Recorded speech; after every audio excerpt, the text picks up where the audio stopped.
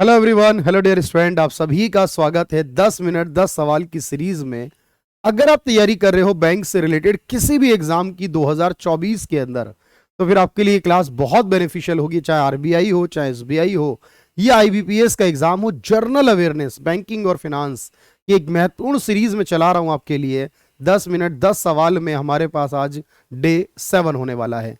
चलिए शुरुआत करते हैं। क्या सवाल है आज के इंपॉर्टेंट? पहला, आवर्ती जमा खातों में किस्तों का भुगतान किया जाता है किस तरह से? देखो, आवर्ती जमा कहते हैं, रिकरिंग डिपॉजिट कहा जाता है जब हम मंथली बेस पर पैसे को डिपॉजिट करते हैं बैंक्स के अंदर, जहां मिनिमम 6 महीने का समय और मैक्सिमम 10 साल तक का समय होता है। हर महीने की जो किस्त अब रहती है बैंक में, अब वो 500 रुपए रहती है महीने की कम से कम। लेकिन आप किसी भी पर्टिकुलर डेट पर, यानी हर महीने की 21 को, 22 को, 27 को, 5 को, 2 को, किसी भी तारीख को आप जमा कर सकते हैं। ऐसा नहीं है कि पहले ही दिन करोगे या लास्ट दिन करोगे। पूरे महीने में कोई भी दिन आपका एक फिक्स हो जाएगा। Any time between the first and the last day of the month कभी भी कर सकते हो। इसका कोई भी रूल लास्ट या फर्स्ट या बीच का नहीं होगा।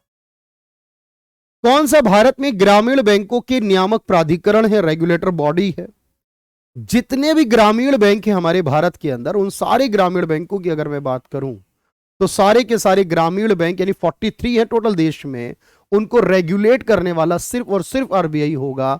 मैनेजमेंट और सुपरविजन करना ये अलग विषय होते हैं। मैनेज और सुपरवाइज करना नाबार्ड का काम होगा, लेकिन इसको रेगुलेट करना सिर्फ और सिर्फ आरबीआई का काम होगा। क्रॉसिंग शब्द का इस्तेमाल किस पर किया जाता है? देखो, आपने कई बार देखा होगा, जब हम कोई चेक इश्यू करते हैं तो ऊपर कोने पर लोग 2 लाइन खींच देते हैं।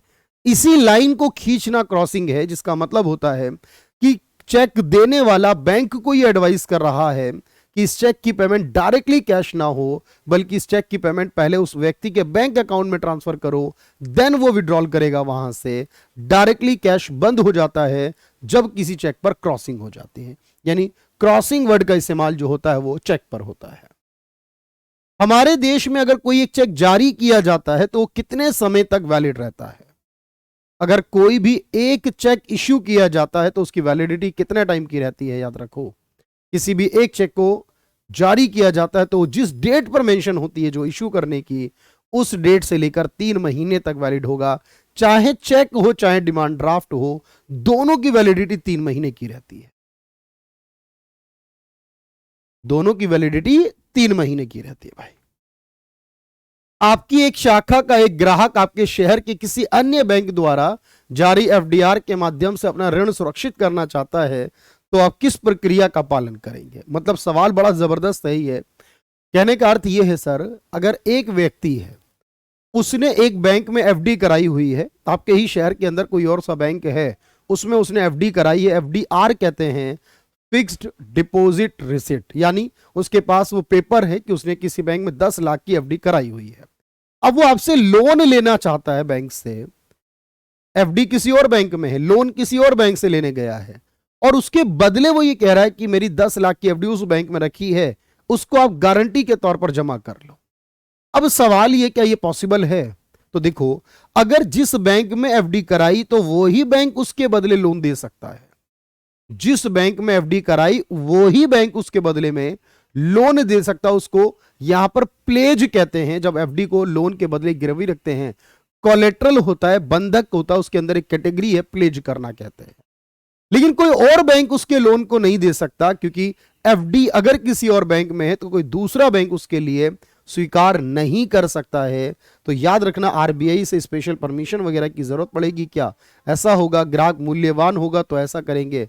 लेकिन आपको मैंने कहा, इसे ऋण के लिए सुरक्षा के रूप में नहीं लिया जाएगा, क्योंकि जो लोन जिस बैंक में लिया जा रहा है एफडी भी उसी बैंक में होनी चाहिए थी। इनमें से कौन सा बैंक आय का मुख्य स्रोत है? यानी जो बैंक्स की सबसे ज्यादा इनकम आती है। देखो, बैंक कई तरीके से कमाते हैं। बहुत सारे चार्जेस लगाते हैं, वहां से कमाते हैं। कुछ चीजों के एनुअल मेंटेनेंस चार्ज लेते हैं। कई जगहों पर हमसे सर्विस चार्ज लेते हैं बैंक वाले। कई जगहों पर हम बैलेंस कम कर दे तो उसके ऊपर पेनल्टी लगा देते हैं। हम डीडी बनवाएं, डिमांड ड्राफ्ट, तो उसका पैसा। बिल ऑफ एक्सचेंज को डिस्काउंट करवाएं, उसका पैसा है। लेकिन सबसे बड़ा किस चीज का है? तो बैंक का सबसे बड़ा पैसा जो होता है वो उनको इंटरेस्ट जो मिलता है लोन पर, ब्याज पर जो ऋण मिल रहा है, उसको पैसा जो होगा वो सबसे बड़ा होगा। पीसीए का क्या मतलब होता है बैंक में? पीसीए क्या स्टैंड करता है? देखो, जब बैंक संकट में होगा तो उसका संकट दूर करना जिम्मेदारी किसकी होगी? अगर कोई भी बैंक संकट में होगा, उसकी जिम्मेदारी है दूर करने की, वो किसकी? वो आरबीआई की है सर। आरबीआई ऐसे बैंकों को जिनका लोन ज्यादा हो जाता है, इस कारण से उनकी फाइनेंशियल स्थिति बहुत खराब हो जाती है, उन घाटे वाले बैंकों को, उन डूबने की स्थिति में पहुंचने वाले बैंकों को अपने पास ले लेता है, उसका कंट्रोल अपने हाथ में ले लेता है। उसे कहते हैं प्रॉम्प्ट करेक्टिव एक्शन, यानी कि फिर उसको एक्शन लेता है करेक्ट करने के लिए, ठीक करने के एक्शन लेता आरबीआई ऐसे बैंक जो कि लॉस में है या डूबने की स्थिति में। Prompt corrective action. आरबीआई द्वारा जो मौद्रिक नीति बनाई जाती है वो जनरली कितने समय पर बनाई जाती है, कितने टाइम पीरियड के गैप पर बनाई जाती है? यहां पर तो आरबीआई के द्वारा जो पॉलिसी बनाई जा रही है वो कितने समय के गैप पर होगी? याद करें तो आरबीआई जो बनाएगा पॉलिसी, याद रखना है 2-2 महीने के गैप पर। वैसे आरबीआई के अंदर एक कमेटी होती है 6 मेंबर की, उसे मॉनेटरी पॉलिसी कमेटी कहते हैं। आरबीआई के अंदर एक 6 मेंबर की मॉनेटरी पॉलिसी कमेटी जो होती है वो इस काम को करती है, वो इस काम को बनाती है हर साल में 6 बार, यानी 2-2 महीने के गैप पर। जब कोई बैंक किसी चेक को बिना भुगतान के वापस कर देता है, और सामान्य तौर पर ऐसा इसलिए होता है कि उसके अकाउंट में पैसा नहीं होता। जब किसी व्यक्ति के अकाउंट में पैसा नहीं होता तो उसका चेक जो होता है वो वापस आ जाता है। अब ये वापस आ जाने पर केस भी हो सकता है, पेनल्टी भी लग सकती है।